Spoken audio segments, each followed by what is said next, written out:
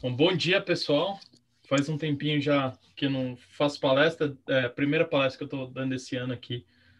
E o tema do instinto veio no momento que, na semana passada, algumas coisas aconteceram, nada demais, mas eu achei que eu estava agindo muito pelo meu instinto. Então, eu achei que, para mim mesmo, seria bom fazer uma palestra para reestudar um pouquinho o que é o instinto, né?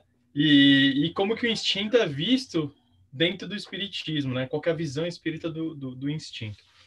Então, só para vocês terem uma ideia do material que a gente vai cobrir hoje aqui,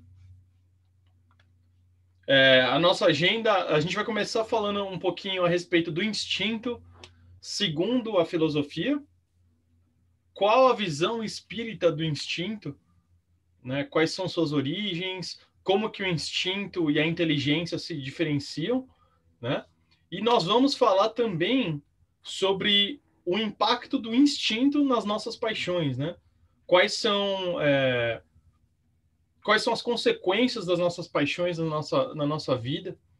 Mas antes de começar, eu queria fazer uma pergunta para vocês, né? E eu gostaria de perguntar para as pessoas que estão presentes aqui, né? Seria o instinto uma característica ruim, né, que nós temos? O que vocês acham? Eu acho que não. Eu também acho que não. Sim, a gente vai conversar durante a palestra e vamos ver se a gente chega numa conclusão se o instinto é uma característica ruim ou não da nossa existência. Né? Uhum. Então, o que seria o instinto segundo a filosofia? Né? Então, segundo a filosofia, o instinto é um guia natural, é aquele impulso interior que nasce dentro da gente, né? E que nos lida a executar atos que visam a nossa sobrevivência, a sobrevivência da nossa prole, né? Dos nossos filhos, ou da nossa espécie. O instinto não é uma característica somente humana, né? Ele é uma característica que está presente nos vegetais, nos animais, né? Em todos os seres vivos, basicamente, tem alguma espécie de instinto, né? Então, eu trouxe para vocês, agora nesse próximo slide, alguns exemplos de instinto. Então, vamos começar aqui no canto esquerdo superior. Essa é uma foto de um planter que eu tenho aqui no nosso quintal. Né? A foto ficou pequenininha, não sei se vocês conseguem ver aí com clareza, mas aqui em cima, vocês notem que tem uma planta de kale. Né? E o que aconteceu? O nosso planter ele fica encostado na casa e não é o lugar que pega mais sol dentro do nosso quintal. Né? É um lugar que tem um pouquinho de sol de manhã, mas basicamente isso. Então, por instinto, o que essa planta de kale fez? Ela criou esse pescoço, né? Não sei se vocês conseguem ver, tem duas, né? Elas criaram esses pescoços para quê? Para que elas possam receber mais luz do sol e aí ter fotossíntese e crescer, enfim, criar o É seu muito ciclo, né? interessante, né? Então, por instinto, ela criou esse pescoço para poder receber mais luz do sol, né? Então aqui é um exemplo, né? Então outro exemplo, por exemplo, o girassol, ele não sei se vocês sabem, mas o girassol, ele chama girassol porque ele acompanha o sol, né? Então Uhum. é um outro exemplo da natureza. Eu tenho uma outra planta aqui no meu quintal, a gente tem uma árvore que ela é torta, né? Até fiquei com medo que ela é bem alta e eu tinha medo de ela estar caindo, enfim. Aí eu acabei chamando aqui a prefeitura de Pleasant, eles vieram aqui, falaram, não, essa árvore está saudável e tudo mais. O que acontece? Meu vizinho, ele tem uma árvore de carvalho muito grande. E aí, o que aconteceu? Essa outra árvore, ela teve que baixar um pouco para poder ir buscar o sol também, né? Então, você vê que a natureza, as plantas, o instinto está lá, né? Um outro exemplo de instinto na natureza é essa galinha, né? Ela tá chocando os ovos.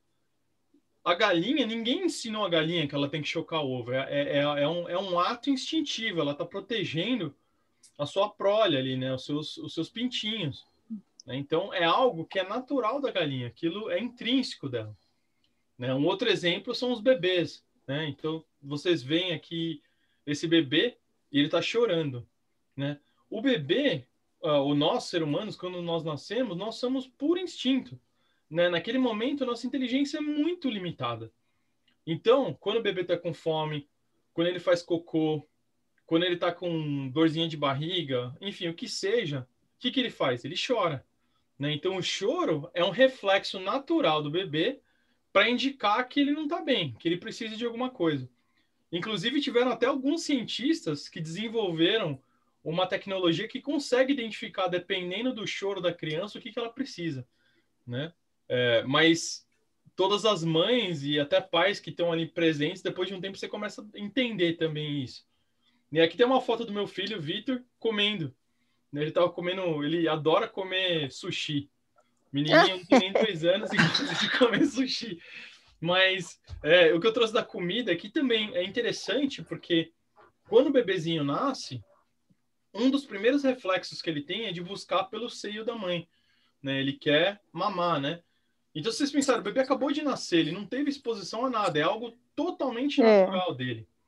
E nós, como adultos, nós fazemos alguns atos que também são atos maquinais, que são instintivos, né? Um exemplo que a gente colocou aqui é andar, né? Então, andar é um ato instintivo, né? Obviamente, quando você decide, eu vou andar até o centro aqui da cidade, né?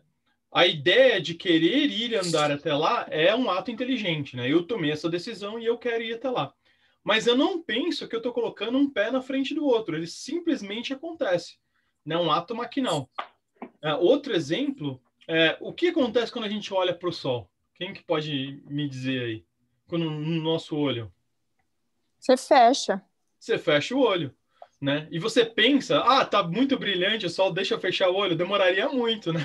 É. Então, por instinto, a gente olha para o sol e fecha o olho, né? Então, nosso corpo ele está condicionado a reagir àquela circunstância e para proteger o olho. Tem outras situações, né? Por exemplo, quando você vai num lugar que está muito seco, você pode notar que você começa a piscar mais, porque você precisa umidificar o olho, então ele naturalmente faz isso, né? E muitas outras coisas, nossa respiração, né? Ninguém pensa, deixa eu inspirar agora, deixa eu respirar, deixa eu inspirar. A gente não pensa, simplesmente acontece, né? Então, o instinto faz parte da nossa natureza, ele sempre esteve conosco, né? Como eu falei, desde dos seres vegetais, os animais, todos nós temos o instinto e eles fazem parte da gente, né?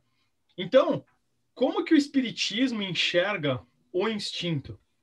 Né? Então vamos para a próxima questão. Então essa aqui é a questão 73 do Livro dos Espíritos, né? E a pergunta é a seguinte: o instinto independe da inteligência? E aí os espíritos respondem: precisamente não. Por isso que o instinto é uma espécie de inteligência. É uma inteligência sem raciocínio, porque ele é que todos os seres vivos provêm as suas necessidades, né? Então por ele que nós alcançamos as nossas necessidades. Então a gente pode dizer que o instinto é uma espécie de inteligência rudimentar que é diferente da nossa inteligência propriamente dita, né? E normalmente, e o motivo pelo qual ele se diferencia é que suas manifestações são quase sempre instantâneas, né? Ou seja, e espontâneas, né? Então, a gente, como eu falei, a gente não pensa para piscar quando o sol bate no nosso olho, né? E ao passo que a nossa inteligência propriamente dita resulta de uma combinação de fatores que geram um ato deliberado, né? Aquele ponto que eu falei. Quando eu quero andar até o centro da cidade, eu tomei aquela decisão por motivos quaisquer que sejam, e eu decidi andar até lá. Então foi um ato inteligente que eu tive de querer ir andar até o centro, né?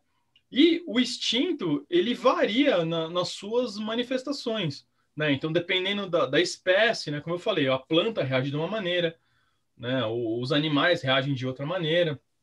Então, dependendo das nossas necessidades, né? Ou seja, que nem nesse momento tá me dando um pouco de sede, tô falando muito. Então, qual que é o meu instinto tá me dizendo aqui, ó, bebe água, né? Então, é um ato que, pelo fato de eu estar falando muito, eu quero beber água, certo? Então, E nós, nos seres mais evoluídos, no ponto de vista intelectual e moral, né, a nossa consciência, a nossa percepção exterior une o instinto com a nossa inteligência, e aí nos propicia a tomar liberdade de fazer as coisas, né? Então a gente pode até dizer que a inteligência é o mecanismo que nos dá liberdade de fazer as coisas, né? E aí eu trouxe para vocês aqui no próximo slide, é o slide engraçado, né? Que é a evolução do ser humano, né? E apesar de ser engraçado, eu quero que vocês levem uma mensagem aqui que vem por trás disso, né? Então, se a gente pensar, né, nos primórdios da humanidade, né, quando a gente vivia nas cavernas, e a gente, assim, o espiritismo é relativamente limitado no que se diz com relação à nossa evolução, né? Então, não é muito claro todos os passos que a gente toma. Então, a gente sabe como ser humano, né? Se a gente entrou como ser humano, a gente entrou naquela cadeia, né, ali, quase como se fosse um macaco, vamos dizer assim, né? E aí, conforme nós fomos progredindo a nossa inteligência e desenvolvendo a nossa moral, a gente chegou onde nós estamos hoje, né? Então, segundo o Espiritismo, inclusive, eu vou até ler, eu tenho uma colinha aqui que eu vou ler para vocês, que é a questão 75 do Livro dos Espíritos, que diz o seguinte: a pergunta é assim: é acertado dizer-se que as faculdades instintivas diminuem à medida que crescem as intelectuais? Vocês acham que o nosso instinto diminui conforme nossa inteligência se evolui? O que vocês acham? Não, acho que não. Eu acho que acompanha. Acompanha, aumenta até. Exatamente. O instinto, vamos ler a resposta aqui. O instinto existe sempre, mas o homem o despreza. O instinto também pode conduzir ao bem. Ele quase sempre nos guia e algumas vezes com mais segurança do que a razão. Nunca se transvia, né? Só que tem um ponto, né? Então, quer dizer, o instinto em si nos leva ao bem. Só que a gente tem que entender que a gente não pode ser movido só pelo instinto, né? Então, tem uma outra passagem da Gênese que fala o seguinte: o homem que só pelo instinto agisse constantemente poderia ser muito bom, mas conservaria adormecida a sua inteligência. Seria qual a criança que não deixasse as andadeiras e não soubesse utilizar de seus membros. Aquele que não domina suas paixões pode ser muito mais inteligente, porém ao mesmo tempo muito mal. O instinto se aniquila por si mesmo. As paixões, somente pelo esforço da vontade, podem domar-se, né? Então, tem um outro ponto que a gente vai começar a falar agora, que é um pouquinho com relação às paixões, né? Qual que é a relação entre as paixões e os instintos, né? Então, mas voltando um ponto atrás, o instinto, se a gente não parte, né? O instinto é um ponto de partida, vamos dizer assim, né? Mas se a gente fica ali estacionado, é como se a gente fosse uma criança que sempre depende do andador para poder caminhar, né? Que nunca vai usar seus membros, nunca vai usar suas pernas, né? Então, a gente não pode só se apoiar no nosso instinto, a gente tem que crescer em cima dele, né? Não que a gente não pode contar com ele, mas a gente tem que entender que o instinto está ali para nos ajudar, mas que a nossa inteligência ela deve ser superior ao nosso instinto, né? E assim, se vocês notem, né? Voltando aqui nessa imagem engraçada, no passado, por exemplo, vamos falar sobre comida, né? Se a gente agisse por instinto, o que a gente faria? Uma vez que a gente conquistou uma certa comida, o que a gente faz? A gente come aquela comida até, né? Pensar que naquele tempo, no tempo das cavernas, lá não tinha tanta comida tão abundante como nós temos hoje. Então, quando uma pessoa tinha acesso a um alimento, ela não dividia com ninguém, ela comia tudo aquilo sozinho. Hoje, pela nossa moral, nosso desenvolvimento intelectual, a gente vai comer um pouquinho, mas se você vê que tem uma pessoa do seu lado que está passando necessidade, a maioria das pessoas vai fazer o quê? Vai pegar um pouco daquela comida e vai dividir com aquela pessoa, né? Ou da mesma maneira com a água, ou enfim, essa é a humanidade, né? Esse é o nosso intuito, a gente divide um com o outro, né? E essa evolução que nós tivemos não foi uma coisa que aconteceu de uma hora para outra, né? Então a gente vem progredindo para chegar onde nós estamos hoje, né? Então, no passado você tinha guerras por causa de comida, ainda existe, infelizmente. Ainda existe guerra por comida, guerra por petróleo, enfim. Mas, ah, se você olhar as estatísticas e tudo mais, hoje é muito menos dominante esse tipo de característica do que era no passado, né? Então, eu vou fazer uma outra brincadeira com vocês aqui. Quem que gosta de sorvete aqui do grupo? Eu gosto. Eu também gosto. Então, Júnior, qual que é a sensação que você tem quando você vê essa foto do sorvete aí? Ah, uma coisa boa, né? Você dá um sorriso, como eu acabei de dar. Eu olhei para a foto e dei um sorriso, e você pensa numa coisa boa que te traz satisfação. É uma sensação prazerosa, Isso, né? É, enfim, dá vontade de você ir lá e tomar esse sorvete, né? Quando você vê essa foto, né? é. Então, essa é a ideia da paixão, né? Quais são as paixões? São essa mola propulsora que nos faz a e fazer algum ato, né? Então, no caso do sorvete, né? Por que a gente gosta de tomar um sorvete? Sorvete, no geral, é um alimento extremamente rico em termos de calorias, né? Então, se a gente voltar para aquela conversa que eu estava tendo com relação à idade da pedra e tudo mais, É, a gente a não gente tinha ainda tem essa acesso. necessidade, né? A gente não tinha acesso ao alimento. Então, os alimentos que eram mais ricos em nutricionalmente, caloricamente, eram alimentos que tinham que causar mais prazer. Né? Vocês imaginam se qualquer coisa que a gente comesse tivesse o gosto de grama, né? Nada contra a grama, quem gosta de grama. Mas vocês acham que a gente ia comer a grama? São animal. Provavelmente não, né? É, Então, o intuito do sorvete é esse. Então, a paixão, aquele sabor gostoso que dá o sorvete, é essa motivação que nos dá de querer comer a comida, tá? Então, é mais ou menos essa lógica aí, né? Então, voltando aqui para o Livro dos Espíritos, né? Questão 907. Será substancialmente mal o princípio originário das paixões, embora esteja na natureza? E aí, resposta, né? Alguém pode ler essa resposta para mim, por favor? Ok. Não. A paixão está no excesso de que se acresceu à vontade, visto que o princípio que lhe dá origem foi posto no homem para o bem, tanto que as paixões podem levá-lo à realização de grandes coisas. O abuso que dela se faz é que causa o mal. Exatamente. Exatamente. Né? Então, tem essa passagem também no Evangelho que fala desculpa, na Gênese, né? Que fala o seguinte, que as paixões são como se fosse um cavalo, né? Um cavalo, ele só tem a utilidade quando ele tem alguém controlando o cavalo, né? Ou quando ele está dentro de um cenário onde existe um sistema que controla aquele cavalo. Mas o que acontece quando você solta um cavalo e ele não tem ninguém controlando ele? O que acontece? Ele vira um cavalo desgovernado, né?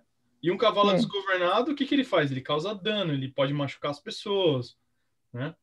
Então, então uma paixão, né? Vamos entender o cavalo como se fosse essa paixão, né? Então, essa paixão ela se torna perigosa a partir do momento que nós perdemos controle sobre ela, né? Então, voltando à minha história do sorvete, se eu só quero tomar sorvete, se eu tomar sorvete uma vez por dia, uma vez por semana, é ótimo, é maravilha. Nossa, é super prazeroso. Mas se minha vida vira, eu só quero tomar sorvete, aí é é, um problema, né? Então, porque se torna uma paixão descontrolada, né? Essa que é a ideia.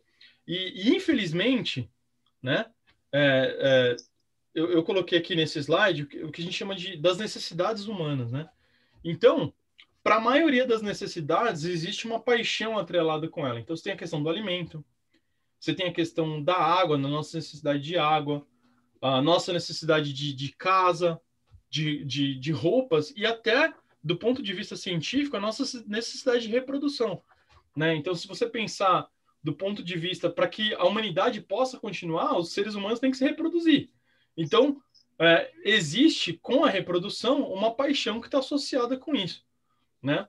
Então, falando de novo, a comida, né? Então, a comida ela é essencial para o nosso dia a dia, né? Então, se a gente não souber como lidar com a comida, a gente causa diversos problemas, e a gente vem causando, né? E não é só uma questão de saúde propriamente dita, né? Obviamente, se a gente comer muita comida, a gente pode ter vários problemas de saúde, mas a maneira que nós consumimos comida hoje como ser humano também causa problema no nosso planeta, né? Essa semana eu assisti com a Nath um documentário muito interessante na Netflix que chama Kiss the Ground. E esse documentário mostra de como que as técnicas de plantação, né, de criar gado e tudo mais, estão deteriorando o planeta e amplificando o efeito e impactando o efeito de mudança climática, né? Então, vocês já pararam para pensar que a comida que você come impacta nosso planeta, né? E eu não estou dizendo nem só, vamos dizer, o abuso daquela comida, mas o tipo de comida que você come aflige o planeta, né? Então, é algo que a gente às vezes não tem nem consciência disso. Esse documentário é bem interessante, eu recomendo vocês assistirem, porque ele mostra várias coisas que eu não fazia ideia, né? A água é outro exemplo, né? Então, a água, a nossa necessidade de água é beber a água, mas a gente usa água para muitas coisas, né? A gente toma banho, a gente lava a nossa roupa, a gente... Enfim, a água é mais do que essencial. E tem alguma coisa mais prazerosa que você, depois de um dia pesado de trabalho, sei lá, e tomar aquele banho gostoso, um banho quentinho, né? Então, é maravilhoso, é muito bom. Só que se a gente vai tomar banho, a gente excede mais do que 5 minutos, né? 5, 10, 15, tem gente que toma banho de 30 minutos. Imagina se a gente faz isso todo dia, quanta água a gente está desperdiçando, né? Então, é um abuso que a gente está fazendo de um elemento tão essencial para a nossa existência, né? Assim como se eu juntar aqui a casa e as nossas roupas, né? Quando a gente mora numa casa eficiente, né? Uma casa... Não tem nada demais você ter uma casa com conforto, né? Você ter... Eu acho que isso é muito bom, na verdade. Agora, a partir do momento que você começa a morar numa casa que é muito grande, que exige muito recurso para se esfriar ou para se esquentar, ou que, de repente, acaba causando, né, por aquele excesso de uso de energia, você acaba impactando outras regiões, principalmente aqui nos Estados Unidos, né? Muita da energia que é gerada aqui é gerada com carvão ainda, infelizmente, eles estão migrando, né? Então, às vezes a gente está bem aqui na Califórnia, mas aí em outros lugares onde está se gerando energia, está se poluindo, né? E as pessoas, a água, tudo daquele lugar acabam sendo afetados, né? Então a gente tem que tomar cuidado com esses excessos. Nossa roupa, roupa, aqui quando a gente põe roupa, vamos colocar também outras necessidades que a gente tem no nosso dia a dia, né? Ano passado aconteceu uma coisa, alguns de vocês até sabem, né? A gente teve que sair da nossa casa. A gente teve um problema na casa, a gente estava lá no Brasil e aí acabou que a gente teve um alagamento na nossa casa. A gente teve que morar fora da nossa casa por 3 meses, né? Por sorte, tinha seguro e tudo mais. O seguro nos ajudou, né? Só que a gente estava no Brasil, foi nessa época mesmo, exatamente um ano atrás. Era verão no Brasil, foi antes da pandemia. E aí, quando nós voltamos para cá, a gente tinha uma mala com roupa do Brasil de verão e voltamos aqui para o inverno, né? Eu, a Nath e o Vitor. E o interessante, a gente pediu para o pessoal do seguro deixar umas roupas mais acessíveis, porque eles deixaram um container aqui na porta de casa, mas eles deixaram muito pouca coisa para a gente, principalmente para mim. Eu tinha quase nada de roupa.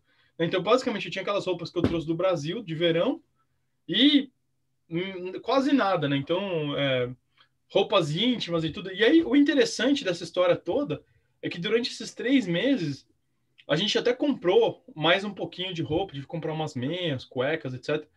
Mas a gente comprou bem pouquinho. Mas durante esse período, esse pouquinho de roupa foi mais do que suficiente para a gente poder sobreviver, né? E aí me mostrou que tudo aquilo que eu tinha, eu não preciso, né? A gente vê, principalmente durante essa pandemia, quanta coisa, quanta roupa. Eu até perguntar para vocês, quantas roupas você tem no seu armário hoje que você não usa há mais de 6 meses, né? Eu garanto que para você tem muita gente que a maioria, né? Então, e mesma coisa com a reprodução, né? O sexo é uma coisa prazerosa que a gente que faz parte da nossa existência. Só que se a gente abusa dele, né, se torna um problema, né, se torna uma obsessão, né? Então, e assim, a gente pode até, eu seria hipócrita de dizer que a gente só deveria fazer sexo por reprodução. E eu creio, eu já até pesquisei um pouco a respeito disso, eu não achei nada concreto com relação a isso, o espiritismo, mas o sexo faz parte da nossa vida, né? Ele faz parte do nosso dia a dia e a gente tem que aprender a lidar com ele da melhor maneira possível, né? E é Então, importante, Cláudio, para a troca de energia entre os seres, né? Os próprios espíritos falam, é uma ferramenta de troca de energia entre os seres. Então, tem um objetivo, tem um objetivo além da procriação, né? De fazer o bem-estar ao ser humano, exatamente, como faz você está parte. falando. Esses prazeres todos que a gente falou, né, do sorvete e tudo mais, são coisas boas, não são coisas ruins, né? Agora, quando a gente passa a abusar, Exato. é um problema. Então, se a gente voltar pro bem o comecinho da nossa palestra, né? Então, seria o instinto uma característica ruim? O que vocês acham agora, depois que a gente passou pela palestra em si? Depende. O Se instinto, tiver controle, né? Depende do instinto. o instinto é uma coisa boa, na verdade. O problema não é o instinto, o problema é o descontrole das nossas paixões que estão relacionadas com o instinto, né? E aí, para isso, a gente já está chegando bem no fim aqui da palestra. Não sei se vocês lembram da Dona Benta, minha mãe tinha um livro da Dona Benta, foi por isso que eu pus aqui. O livro de receitas, né? Qual que é a receita para a gente poder controlar as nossas paixões, né? E isso foi baseado no que eu li, na pequena pesquisa que eu fiz para poder fazer essa palestra e também de experiências pessoais, né? Então, primeiro, é identificar essas nossas paixões, né? Identificar o que está impactando a nossa vida, né? E aí, basicamente, ler a respeito do tema, estudar. Hoje a gente vive num tempo onde a informação ela está disponível em todas as partes, né? Obviamente, a gente tem que saber da onde a gente está lendo aquela informação para que ela realmente seja uma informação útil, né? Porque também tem muita desinformação circulando. Mas ler a respeito do tema, estudar, entender qual que é o impacto negativo daquele excesso, que aquele excesso está causando na nossa vida, né? Então, e uma outra coisa que eu aprendi recentemente, né? Como que a gente se projetaria no futuro após vencermos aquela dificuldade, após a gente criar essa visualização de como que seria, como nós seríamos, ou como seria a nossa vida se aquele problema ou se aquele descontrole de uma paixão não existisse na nossa vida, né? Como que impacta a nossa saúde, nossa família, nossos amigos, a maneira com que a gente lida com as pessoas, né? E esse exercício é muito interessante, por quê? Porque dá a motivação de a gente querer chegar lá, né? E um outro ponto, né? Dependendo do tipo de paixão, assim, independente disso, eu acho que a gente sempre pode contar com a nossa família, com os nossos amigos, e para aquelas pessoas que estão longe e para alguns problemas mais graves, a gente sempre pode contar também com a ajuda de um profissional, né? Um terapeuta. A gente não está a gente tinha aquela ideia, né, de terapia era para gente descontrolada, e não é verdade. Exato, Todo mundo precisa de terapia. Todos nós temos algum tipo de descontrole, né? Ninguém é perfeito. Se a gente fosse perfeito, a gente não estaria aqui, a gente já estaria num plano muito mais evoluído, né? Então a gente não pode ter vergonha de pedir ajuda, né? Se a gente tem pessoas na nossa vida que realmente gostam da gente, que estão ali para ajudar, a gente não pode ter vergonha de pedir ajuda para eles, né? E uma outra coisa que isso me ajuda bastante, né, principalmente nessa batalha de tentar sempre emagrecer, é buscar exemplos de superação, né? Então, hoje, você tem programas de TV, você tem vídeos no YouTube de muitos exemplos de pessoas que superaram problemas, sejam o que ele for, né? Superação de drogas, superação de... né, a pessoa tinha muito problema sexual, como que ela superou isso. Você tem exemplos ali. E o interessante de você ver esses exemplos é que você vê assim, poxa, se ele conseguiu, eu também consigo, né? exato. Então, é uma maneira de você se treinar e ganhar mais motivação para seguir adiante, né? E também sempre pedir auxílio ao plano maior, fazer as nossas orações, acreditar, né? Pedir, olha, como eu identifico esse problema, como que eu posso resolver esse problema, e o plano maior agiliza ali para que você receba as ferramentas necessárias para lidar com aquilo, né? Ou coloque as pessoas necessárias no seu caminho para poder te ajudar a lidar com aquele problema, né? E assim, basicamente, a coisa mais importante são esses esforços diários, né? Então, por exemplo, uma pessoa que é sedentária, né? A gente tem que entender a nossa limitação também. Então, uma pessoa que é sedentária resolve, mês que vem eu quero fazer uma maratona. Não vai acontecer. É impossível, né? Não tem como você sair de uma É, situação sedentária e querer chegar numa maratona. Então, a gente tem que saber quais são as metas que a gente vai estipular, né? Então, se você quer correr uma maratona, muito bem. Então, começa a correr um pouquinho por dia, né? Faz um 10K. Eu não sou corredor, mas eu tô usando termos que eu ouço o pessoal falar aí, né? Ou se você quer, enfim, quer correr, fazer um triatlon, então você primeiro começa a nadar, depois você vai andar de bicicleta, depois você vai correr, né? Não tem como você chegar de um dia para o outro e fazer isso. Então, é um processo lento que a gente tem que ter paciência. gradativamente vai aprimorando, né? É um pouquinho por dia, né? Ontem eu não fiz nada. Hoje eu andei meia hora. Amanhã eu vou andar 35 minutos. No outro É, dia 40. Daqui a 3 semanas eu corro um pouquinho. Enfim, você começa a criar essa rotina e tem que tomar cuidado para que a gente também não acabe colocando né, nossa saúde em risco, né? Enfim, independente do problema que seja. Então, sempre o profissional vai te ajudar a guiar nesse aspecto também, né? Mas é basicamente isso que eu tinha para falar hoje, né? Meu intuito era fazer a palestra em 30 minutos, eu já passei, já está dando quase 35 minutos aqui. não, tá Então, ótimo, não tem problema nenhum, não. esse era o intuito de hoje. Espero que vocês tenham gostado e que Claro. consigam levar isso para a vida de vocês. Isso, eu já até tirei uma foto aí da receita para controlar as paixões, que é sempre bom a gente ter esse lembrete, pendura, botar, imprimir e colocar no espelho, onde uma coisa que a gente olha todo dia para a gente não esquecer, né? Que as ferramentas que a gente tem. Igual você falou também. E pedir ajuda a Deus, a Jesus, aos espíritos superiores, eles estão aí para ajudar a gente, mas a gente tem que fazer a parte da gente, né? Então, uma vez que a gente usa a humildade da gente, já pedindo ajuda, que é um exercício de humildade, né? E mostra que a gente quer alterar o que a gente não está, o que está negativo, eles ajudam, eles estão aí para, eles falam com a gente, nós estamos aqui para ajudá-los, né? Faça da tua parte que eu te ajudarei, não é isso?